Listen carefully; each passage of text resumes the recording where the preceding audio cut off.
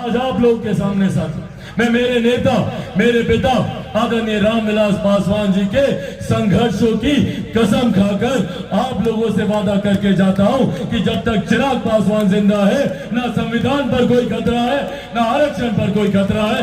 ये वादा आज आप लोगों से करके इसकी पार्टी हम लोगों को ज्ञान देगी लोकतंत्र को लेकर। राहुल गांधी जी बात करेंगे लोकतंत्र को लेकर, जिन्होंने सन 75 में आपातकाल लगाकर सही मायनों में लोकतंत्र की हत्या करने का काम किया। आज ये लोग लोकतंत्र के रक्षक बने हुए हैं। आज इस नामांकन सभा में महज एक दो जानकारी आप लोगों के साथ साझा करने आया। आप सब जानते हैं कि देश में 2 चरण का मतदान हो चुका है और 2 चरण के मतदान के बाद जिसमें बिहार की भी 9 लोकसभा की सीटों पर मतदान हुआ है। इन 2 चरण के मतदानों के बाद एक बात स्पष्ट है कि 4 जून को जब ईवीएम मशीन को जब खोला जाएगा और उसके बाद जो परिणाम आएंगे, एक बात स्पष्ट है कि मौजूदा प्रधानमंत्री आदरणीय नरेंद्र मोदी जी तीसरी बार देश के प्रधानमंत्री बनने जा रहे हैं।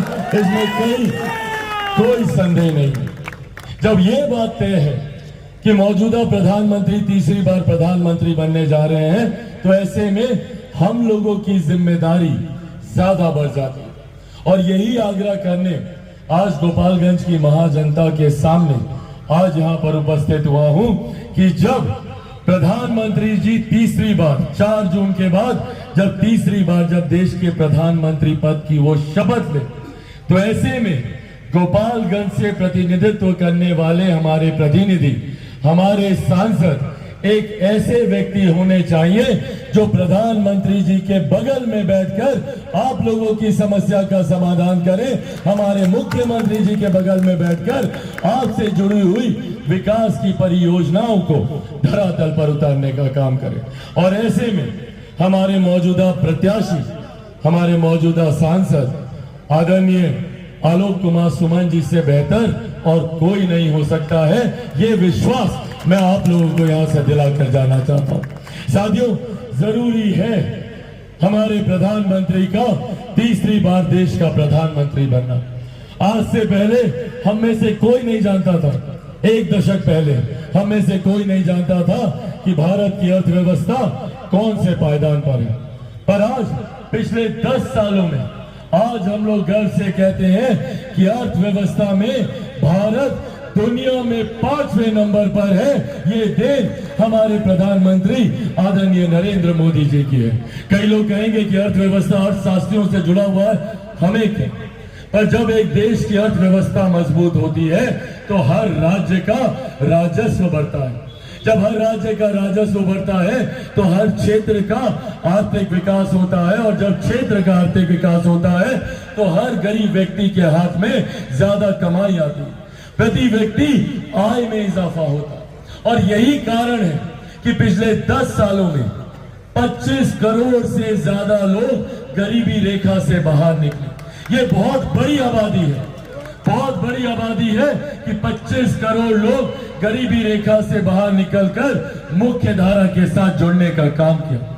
और इसी सोच को आगे बढ़ाते हुए हमारे प्रधानमंत्री जी का लक्ष्य है कि 2047 तक भारत को एक विकसित देश बनाना। और जब भारत एक विकसित देश तभी बनेगा जब भारत का हर राज्य विकसित बनेगा। जब बिहार जैसा राज्य जब विकसित बनेगा, बिहार का हर एक जिला विकसित बनेगा, बिहार का हर एक प्रखंड विकसित बनेगा, बिहार की हर एक पंचायत हर एक गांव विकसित बनेगा। इस लक्ष्य के साथ हमारी केंद्र की सरकार आगे बढ़ने का काम कर रही है। पहली बार देश में एक ऐसे प्रधानमंत्री आए जिन्होंने महिलाओं से जुड़ी हुई बहुत छोटी चीज सुनाई देती है, पर सोचिए उस महिला के लिए, उस परिवार के लिए ये कितनी बड़ी समस्या रही। आज तक किसी प्रधानमंत्री ने शौचालय की चिंता नहीं की। पहली बार देश के प्रधानमंत्री ने एक गांव में बैठी हुई महिला के सम्मान के लिए शौचालय का निर्माण कराने का संकल्प लिया। उन्होंने महिलाओं के स्वास्थ्य की चिंता करते हुए उज्ज्वला योजना घर घर पहुंचाने का संकल्प लिया। आज कोई गरीब व्यक्ति आर्थिक अभाव में इलाज से वंचित ना रह जाए। आयुष्मान के माध्यम से हर गरीब व्यक्ति के लिए आज के लिए 5 लाख रुपए तक का मुफ्त इलाज का प्रावधान किया। ये सोच हमारे प्रधानमंत्री जी की है। आज हम लोग को गर्व होता है कि देश की ही नहीं दुनिया की सबसे बड़ी गरीब कल्याण की योजना, जिसका श्रेय मैं मेरे नेता, मेरे पिता आदरणीय रामविलास पासवान जी को भी दूंगा। आज दुनिया की सबसे बड़ी गरीब कल्याण की योजना भारत में चल रही है। प्रधानमंत्री गरीब कल्याण अन्न योजना के तहत आज देश भर में 81 करोड़ लोगों को मुफ्त में राशन दिया जा रहा है। ये देन भी हमारे प्रधानमंत्री आदरणीय नरेंद्र मोदी जी की है। हर रोग का एक ही इलाज मेडिकेयर है आपका समाधान। नवजात बच्चे, शुगर, पेट, छाती, हृदय, मुंह और दांत के अगर रोग से है परेशान तो आइए मेडिकेयर आपको देगा समाधान। मेडिकेयर में स्पेशल NICU, ICU और दवा सहित अन्य सभी सुविधाएं से है लैस। हाईवे रोड में सबनम होटल के पास B83 स्कूल के सामने है यह मेडिकेयर अस्पताल। हमारी सीमाओं को सुरक्षित रखने का काम किया तो वहीं अंतरिक्ष के माध्यम से कैसे भारत को विकास की राह पर आगे लेकर जाया जा सके, इस बात की भी चिंता की। जहां हमारे प्रधानमंत्री ने तमाम विवादित मसलों को हल करने का काम किया, धारा 370 की बात हो या फिर जिस तरीके से आज आप लोग टेंट में बैठे हैं, ऐसे ही प्रभु श्री राम 500 साल से टेंट में बैठे हुए। 500 साल से रामलला इसी तरीके से टेंट में मौजूद थे। आज हम लोग को गर्व होता है, फक्र होता है कि अयोध्या में एक भव्य राम मंदिर का निर्माण कर प्रभु श्री राम को वहां पर उन्होंने विराजमान कराने का काम किया।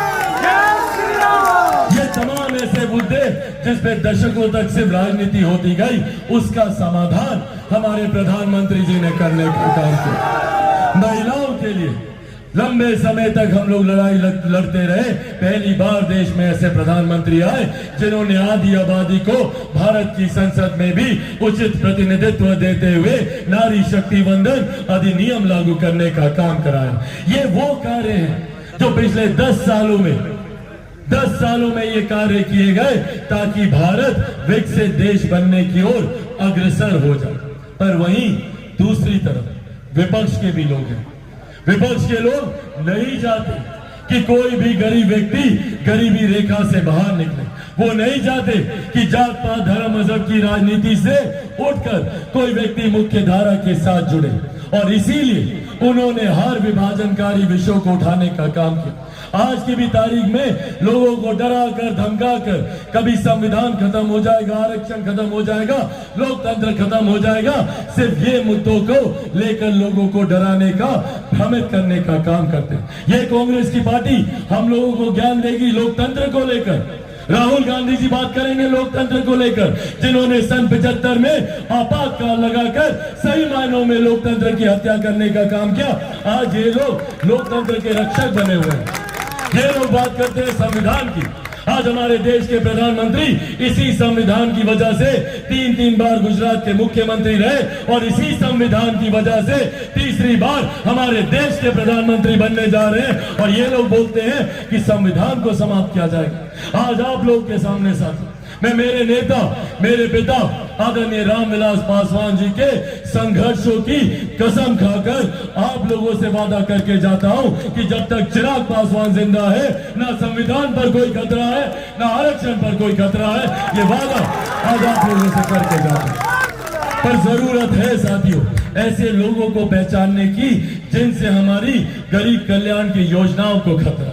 अगर ऐसे लोग कांग्रेस राजद समर्थक जैसे लोग अगर आ गए तो वापस से वही 90 का दशक, वापस से वही गरीबी, वही भुखमरी, वही भ्रष्टाचार, वही अपराध, फिर वही तस्वीर सामने आने लग जाएगी। महिलाओं का बाहर निकलना बंद हो जाए, महिलाओं के साथ सरेआम वही दुर्व्यवहार, गरीबों के साथ वही लाठी में तेल पिलाकर उनके ऊपर अत्याचार करने की श्रृंखला शुरू हो जाएगी। आज कितने लोगों को यहाँ पर गरीब कल्याण के माध्यम से राशन मिल रहा है? 5 किलो अनाज कितने लोगों को मिल रहा है? हाथ उठाकर बताएं, मिल रहा है ना अनाज? ये अनाज ये लोग छीनना चाहते हैं। नहीं चाहते कि कोई गरीब कल्याण की योजना सुचारू रूप से चले। आप लोग का आयुष्मान 5 लाख रुपए तक का मुफ्त इलाज आप लोगों से छीनना चाहते हैं। ये वही लोग हैं जिन्होंने नौकरी के बदले जमीन हड़पने का काम किया, और आज तो सुनियोजित तरीके से विधिवत तरीके से आप लोग की जमीन हड़पने की योजना बनाई जा रही है। इनहेरिटेंस टैक्स के बारे में सुना होगा, विरासत पे टैक्स ये लोग लगाने की सोच रहे हैं। गरीब किसान जिसकी छोटी जमीन है, गरीब मजदूर जिसके पास थोड़ी सी संपत्ति है, या महिलाएं चाची आप लोग के पास जितना गहना जेवर पड़ा है ना, सब हड़पने की सोच है। 55% टैक्स लगाने की सोच है इन लोग। गरीब किसान की छोटी जमीन 55% का हिस्सा सरकारी खजाने में, मजदूरों की संपत्ति सरकारी खजाने में, आपका गहना जेवर सरकारी खजाने में। इस सोच के साथ कांग्रेस राजद के नेता आगे बढ़ने का काम कर रहे हैं। इसीलिए साथियों, बस ये आग्रह करने आया, जरूरत है हम लोगों को ऐसे नेताओं से बचने की जो इस तरीके से हम लोगों के भविष्य को बर्बाद करने की सोच रखते हैं। ऐसे नेता जो कभी नहीं चाहते कि हम लोग जात पात धर्म मजहब से उठे, जो कभी नहीं चाहते कि हम लोग गरीबी से निकले। बांटो और शासन करो की रणनीति ये लोग हमेशा अपनाते आए, और इसीलिए मैं खास तौर पर अपने तमाम साथियों से और मेरे नेता, मेरे पिता आदरणीय रामविलास पासवान जी के तमाम समर्थकों से यह आज विनम्र आग्रह करने आया। एक समर्थक जो मेरे नेता, मेरे पिता पे आस्था रखता हो, एक पासवान परिवार का वो व्यक्ति जो मेरे नेता पर आस्था रखता हो, सही मायनों में श्रद्धेय रामविलास पासवान जी को आपकी श्रद्धांजलि तब होगी जब 25 तारीख को आप लोग जाकर तीर छाप पर बटन दबाकर आप लोग अपना आशीर्वाद देंगे। यह आग्रह करने आप लोगों के बीच आया, तो इस उम्मीद के साथ कि आप लोगों का आशीर्वाद रहेगा ना, तो यहां से हम लोग निश्चिंत होकर जाएं कि आप लोग जिताइएगा। चुनाव प्रचार में अभी समय है, बीच में भी हम लोग आएंगे और आप लोगों से इसी तरीके से आग्रह करेंगे। बट ये बड़ी जिम्मेदारी मेरे युवा साथियों पर है। 25 तारीख को आप सब लोगों को जाना है, और अकेले नहीं जाना है, अपने गांव के चाचा चाची, दादा दादी सबको लेकर जाना है। लेकर जाइएगा ना 25 तारीख को, और किस पर बटन दबाइएगा? तीर छाप पर बटन दबाकर। साथियों, एक बार समर्थन है, दोनों हाथ उठाकर जोरदार ताली से आप लोग अपना आशीर्वाद दे रहे। बहुत बहुत धन्यवाद। जय हिंद, जय बिहार, एनडीए गठबंधन जिंदाबाद। लाइक, शेयर, सब्सक्राइब जरूर करें। धन्यवाद।